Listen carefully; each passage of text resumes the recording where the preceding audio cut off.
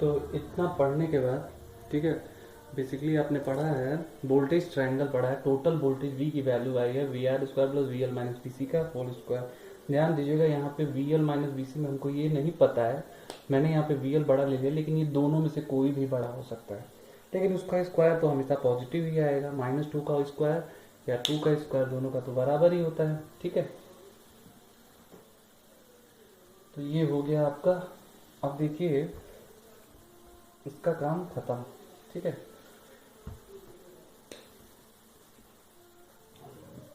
जो voltage triangle आपने बनाया है, ये वी आर था, ये आई था, ये था वी एल, ये है सीधा ये था।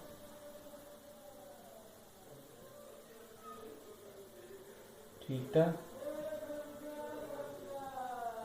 We L minus B C. ठीक है, और ये है टोटल वोल्टेज वी। ये था वोल्टेज ट्रायंगल। अभी देखिए हम क्या करते हैं, तीनों में आई से गुणा कर देते हैं, क्योंकि ये सीरीज सर्किट है तो करंट का मान सब में सेम होगा, तो हमने क्या किया, आई से गुणा कर दिया। अगर हम सब में आई से मल्टीप्लाई कर देते हैं तो वोल्टेज इंटू करंट क्या हो जाता है, पावर हो जाता है। ठीक है, तो ये जो पावर होता है इसको हम बोलते हैं एस बोलते हैं। ध्यान से सुनिएगा, ये जो पावर है उसको हम क्यू बोलते हैं, और ये जो पावर है वो पी बोलते हैं, और इसको हम बोलते हैं पावर ट्रायंगल। Power triangle. ठीक है, अब देखिए फॉर्मूला क्या बन रहा है, एस बराबर रूट में P square plus Q square. ठीक है, एस क्या है आपका, नाम मैं बता रहा हूं, कॉम्प्लेक्स पावर भी बोलते हैं इसको। जब आपका लैब का वाइवा होगा ना तो इसमें ये पूछा जाता है, और इसका जो यूनिट होता है वो होता है वोल्ट एम्पियर। ध्यान से समझिएगा, वोल्ट एम्पियर। इसका एक और नाम भी है apparent power. Apparent power P जो है इसका बहुत सारा नाम है, एक्चुअल यही पावर है। जहां भी अगर आपसे पूछा जाए कि जो धारा बह रही है, करंट आ रहा है, वो जो भी पावर आपके फैन में आ रहा है, कहीं भी आ रहा है, जो भी आपको पता चल रहा है वो एक्टिव पावर ही है। इसको रियल पावर भी बोलते हैं, और इसका यूनिट जो है वो वॉट है। क्यू जो है वो है लॉस है, जिसको हम बोलते हैं रिएक्टिव पावर, और इसका यूनिट जो है वी ए आर। क्यों इसको वी आर बोलते, वोल्ट एम्पियर रिएक्टिव। ठीक है, तो ये है आपका तीनों का कैसे इसको रिप्रेजेंट करते हैं। ठीक है, इसका यूनिट हो गया, ये हो गया। अच्छा ये देखिए, ये कैंगल मैंने दिया है थीटा।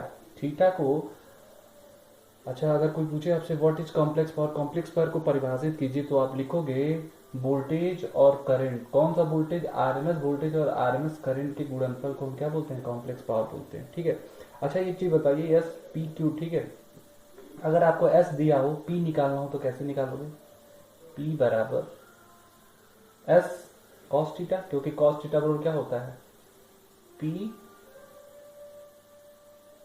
कॉस थीटा बराबर क्या होगा, पी बटे एस होगा, तो पी बराबर क्या होगा, एस कॉस थीटा होगा। ऐसे ही क्यू बराबर क्या होगा, एस साइन थीटा होगा। ठीक है, अगर ये सब आप समझ जाते हैं तो बहुत आसान हो जाता है। कैसे आसान हो जाता है ये समझिए, ये एक्टिव पावर निकल गया, रिएक्टिव पावर, ये सब यूज होता है। ठीक है, ये है आपका पावर ट्रायंगल। एस निकल गया, पी निकल गया, क्यू निकल गया। अब देखिए एक होता है, इसी को हम देखें तो कॉस थीटा, ये अगर निकालना चाहें कॉस थीटा बराबर होगा, यहां से भी निकाल सकते हैं, पी बटे एस। ध्यान से समझिएगा, अगर वोल्टेज ट्रायंगल सिर्फ था तो उसकी वैल्यू क्या थी, पी, ये पी था और ये एस था। अगर वोल्टेज ट्रायंगल होता तो यहाँ पे वोल्टेज वी, फिर से देखिए कॉस थीटा बराबर पी बटे एस। ठीक है, अगर यहाँ पे वोल्टेज ट्रायंगल होता, क्या होता, वोल्टेज ट्रायंगल होता तो फॉर्मूला क्या होता, वी आर बटे वी होता। ठीक है, और इसी कॉस थीटा को हम बोलते हैं पावर फैक्टर। ये भी आपको पढ़ना है, power factor. Power factor, phase angle का कोसाइन जो होता है वो पावर फैक्टर होता है। इसका डेफिनेशन कोई पूछे तो बोलिएगा, complex power, sorry active power और कॉम्प्लेक्स पावर के बीच के अनुपात को हम पावर फैक्टर बोलते हैं। ये हमेशा, ये वो फेज एंगल है, किसके किसके बीच का फेज एंगल है ये, कॉम्प्लेक्स पावर और रियल पावर के बीच का फेज एंगल है, या वोल्टेज और करंट के बीच का फेज एंगल है। ठीक है, तो कॉस थीटा प्रो टी बटे एस आपने पाया, वी आर बटे वी पाया। ठीक है, ये है पावर फैक्टर। अभी देखिए एक चीज और मैं आपको बता रहा हूँ, इसको ध्यान से समझिएगा। ये पावर ट्रायंगल था, अभी मैं इसको मिटा रहा हूँ। एक और फॉर्मूला एक्चुअली आपको बताना है। तो ये देखिए, ये था V, ये V, वी आर। ठीक है, अच्छा तीनों में करंट तो सेम हुआ क्योंकि सीरीज सर्किट में है। तो अगर हम वी आर को लिखें इस तरह से I इंटू आर तो चलेगा, बिल्कुल चलेगा। ऐसे वी एल माइनस वी सी को लिखें I ब्रैकेट में एक्स एल माइनस एक्स सी, ये भी चलेगा। तो यहाँ पे हम लिखेंगे टोटल होगा I इंटू ये जो कुल होता है, जैसे रेजिस्टेंस ये होगा, ये रिएक्टेंस होगा इंडक्टिव और कैपेसिटिव, तो ये जेड जो होता है वो कुल रेजिस्टेंस प्लस कुल रिएक्टेंस, वो जेड होता है। तो अगर हम यहाँ पे एक फॉर्मूला बनाए इसके रिस्पेक्ट में, तो होगा आई आर बटे आई जेड, मतलब आई से आई कट जाएगा, ये होगा आर बटे जेड। ये भी एक फॉर्मूला होता है। ठीक है, पावर फैक्टर का। तो बहुत सारे फॉर्मूले, ये टॉपिक आपको बहुत अच्छे से देखना पड़ेगा। तो पावर फैक्टर का ये फॉर्मूला निकल गया, P बटे एस, वी आर बटे वी, आर बाई जेड निकल गया। तो ये है power factor, apparent complex power. इतना सारा निकलने के बाद, ठीक है, तो ये सब कुछ निकल गया, आपको ये सब पढ़ना था। और मैं डायरेक्टली अब वहां पे आता हूँ, यहाँ पे जहाँ पे मैंने आपको बताया था V बराबर V R square plus V L minus V C का होल स्क्वायर। V की जहाँ पे हम लिख सकते हैं आई इंटू जेड, आई आर का स्क्वायर प्लस आई मैंने यहाँ पे कॉमन ले लिया आई स्क्वायर को, तो यहाँ पे होगा एक्सएल माइनस एक्सी का होल स्क्वायर। ठीक है, आई स्क्वायर आई कट जाएगा क्योंकि ये रूट से बाहर है, तो जेड बराबर आएगा आर स्क्वायर प्लस, वो फिगर से भी आ सकता था। ठीक है, क्लियर है? ठीक है, तो ये है आपका फॉर्मूला इम्पीडेंस का, ये है इम्पीडेंस। ठीक है, ओम ही होता है। तो ये है आपका, इतना सारा फॉर्मूला आपको मैंने बता दिया है। ठीक है, तो आपका जो पढ़ना है पावर फैक्टर, कैपेसिटेंस, सिंपल इसी तरीके, ये सब कुछ मैंने बता दिया, ये भी मैंने आपको बता दिया है। पावर ट्रैकर, पावर फैक्टर भी बता दिया है। ठीक है, और पावर फैक्टर के जुड़े हुए 2-3 चीज़ें और है जो मैंने किसी सेकेंड ईयर में पढ़ा है, उसका लिंक मैं आपको भेज दूंगा। यहाँ तक आपको कोई डाउट नहीं होगा। पावर फैक्टर क्या है, इसका डेफिनेशन भी लिख लीजिए।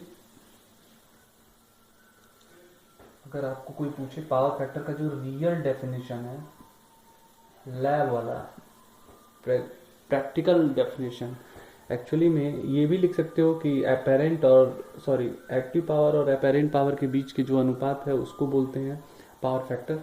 लेकिन अगर आपसे कोई पूछे it is the cosine of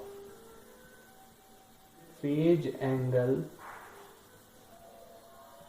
between voltage and current, इसको याद रखिएगा। वोल्टेज और करंट के बीच के कोसाइन फेज एंगल को, या वोल्टेज और करंट के बीच के एंगल का कोसाइन लेने पे जो प्राप्त होता है वही पावर फैक्टर होता है। चूंकि यह फैक्टर है इसलिए इसका कोई भी यूनिट नहीं होता है। ठीक है, ये सारी चीज, इसके रिलेटेड 3 और आपको टॉपिक पढ़ने हैं, जिस टॉपिक को मैं आपको पढ़ाऊंगा, मैंने ऑलरेडी सेकेंड ईयर में पढ़ाया है, तो उस चीज को मैं आपको डायरेक्टली बता दूंगा। ठीक है, तो इतना आपका क्लियर होता है। अगर मैं आपसे सवाल पूछता हूँ इससे रिलेटेड, एक क्वेश्चन आपको देता हूँ, सॉल्व करके देखिए।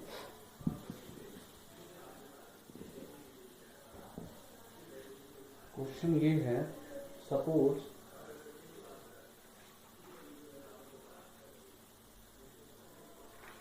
क्वेश्चन ये है कि